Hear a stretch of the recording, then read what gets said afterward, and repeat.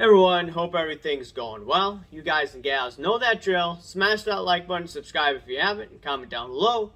Follow me on Instagram at AIH_sports. Follow me on my finance channel at AIH Finance. I got this in the mail, returned from Coach Mike Holmgren. Now it's hard to see the autograph here, but regardless, it's very nice to see a very successful coach sending his autograph through the mail. So I find that pretty nice, pretty interesting. Now, I wanted to touch base on Cage Lawyer. That's right, Cage Lawyer did a video the other day, and he was saying that, hey, look, I only report facts. There was a video I saw, PWCC sold, question marks. That's not real news. I'd rather see Woj discussed it, and that's legitimate news. All right? Very interesting that he says that. Regardless, my sources, they're legitimate individuals in the hobby, told me Fanatics is most likely going to buy it. That's what happened. And as early as, 48 hours from that time frame. It happened within 24 hours. Okay? Not many people want to report it. Dustin was one of the few to discuss it, and Sports Card Radio as well. Maybe a few others before the news happened. But otherwise, people didn't want to dive into that subject. Right? They don't want to speculate because that's how they are. Right? They live in denial when there's loaded boxes. Right? You know, they say, oh, it's a conspiracy theory that there's no loaded boxes. We could go AIH, Sports Card Radio, and we could say they've done one video really poorly and one video really well. Okay? AIH has gone after people with like Marvel, and he's like, what? Look at all this stuff. This doesn't add up. And then he goes after cleaning services because it's the same person. We're like, it's good or it's bad. And apparently humans can't differentiate or nuance, but no, this was presented poorly. This was really well researched, and this makes a lot of sense, and it's compelling. Hobby House is they sub with us through SGC. Yeah, Alex. I like those guys. So I believe they bought the case from someone in New York, and then they went on Twitter and made a little joke that they bought the case from Backyard, and people ran with it. Because obviously that's it's going to get people to run with it. But here, let's take it broader. All right, let's take it broader. I feel like in the hobby, just like in America, battle lines are drawn. And maybe it's not different. Maybe even when the market was good, there were battle lines between investors and collectors, or flippers versus collectors, right? People who had different views on cards and as an asset class, you name it. And now I think was the election stolen or not? Were the ballot boxes? No. Is it okay to clean the cards or not? No. Is Backyard getting rigged cases or not? Right? And I was talking about that. They said, oh, I have no receipts. Guess what? They were loaded boxes. Okay?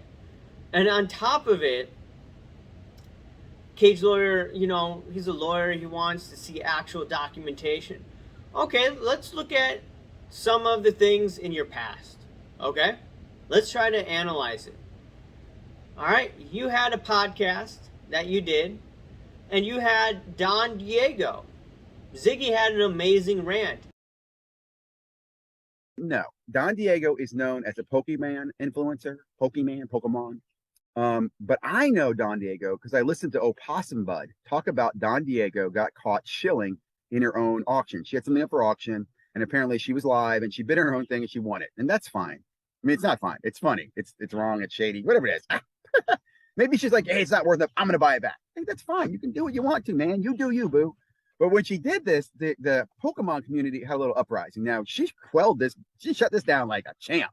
This queen came out and said, look, there's going to be no uprising while I'm in charge. She was able to basically say, look, it was an accident, whatever it is. Doesn't make a difference. Because no one cares. No one even remembers it. But like these guys didn't ask her about it and say, hey, can you explain to me what happened about that shill bidding incident? All she does is she comes out and the closest she gets, she goes, 95% of my followers love me. But the other 5% are incel, blah, blah, blah, blah. And I thought to myself, yeah, just go there. That's really nice of you. That's just, I don't know, man. It just rubs me the wrong way, guys. And you believe, from my understanding, that she most likely shilled it. And you didn't ask her the tough questions on that podcast. Why not? Because you're part of the go along, get along gang. That's just simply how it is. In addition to that, you want some facts. You were sponsored, your Luca Nation podcast was sponsored by companies that don't have the best reputation. So you want to poke at me, come at me, fine, that's fair game. But let's look at your background. You pumped Collectibles app, right? You promoted on your program. Didn't they have a $13 million write-down? Right? Let's look at some more facts. Let's look at how you promoted Star Stock. Okay? How did that work out for a lot of people out there? Let's look at another fact over here. Let's look at, number one, how your program was promoted by PWCC. It's obvious that you probably know that shill bidding was going on. You probably know there's a lot of hanky-panky going on with Jesse Craig and all that stuff going on behind closed doors. You probably know that there were trimming scandals and the FBI had to be called for that, right?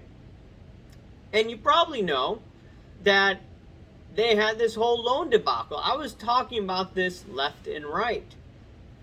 And now everyone and their mother wants to talk about the PWCC and the loans because the news has come out. So the thing is, I don't trust these hobby elitists because they're only going to report the story when everyone talks about it. They're not going to take that aggressive step and discuss that issue before the news becomes huge. And that's what I was doing. I was talking about the PWCC loan issue before all of this came down.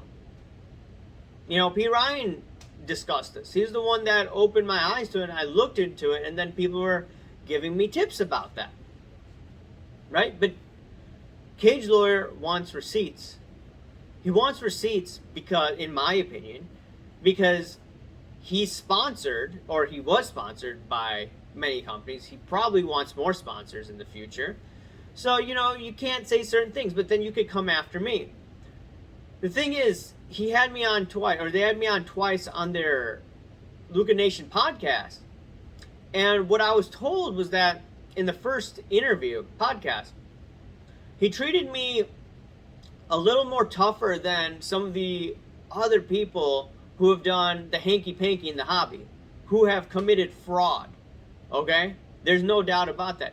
He's not going to ask those tough questions because he's not going to be able to keep those sponsorships or even get new sponsorships now. He told me that he has no sponsorships as of right now. So I'm just looking at this. I'm like, look, I don't trust a lot of these hobby elitists. They're only going to wait till the last minute to spill the beans. And they're going to have conversations differently behind closed doors versus on YouTube or in public. And Dan the Cardman was discussing this the other day in his last video. So, yeah, I'm just thinking all of those things. And a lot of these guys don't have the guts to frankly call out the bad behavior way before it gets worse. And people say that, oh, or like he's saying that, hey, you're just asking questions. I was able to get those tips because I asked those questions. A small channel like mine, I was getting tips. I ran with it. I was asking, hey, what do you think's going on? And then I questioned it more. I asked on IG. And then I got a high-level source DMing me all the goods on what was going on. So, you know, there's a lot of people in the industry, in the hobby, that think like Hobby Shark. People did leave some of the comments, on my video, typical, cage lawyer type comments that you see. But there's other people talking behind closed doors that don't want to, engage with me because they don't want me, totally ripping them apart. But it is what it is. The hobby elitists, they're going to cover up for the industry. They're not going to touch base on the hard-hitting issues. And then you're going to see guys like Cage Lawyer. He's going to shill for what? Card porn. And who's running that account, right? Are the people at Collectors Universe running it? Just asking questions to everyone. Are there other industry people involved there? Is Cage Lawyer associated with the card porn account? Are other big Instagram accounts tied to the card porn account? I wouldn't be surprised at this point. So just wanted to leave some thoughts on that. Anyways, guys and gals, let me know what you think. Remember to smash that like button, subscribe if you haven't, comment down below. Thank you. Bye.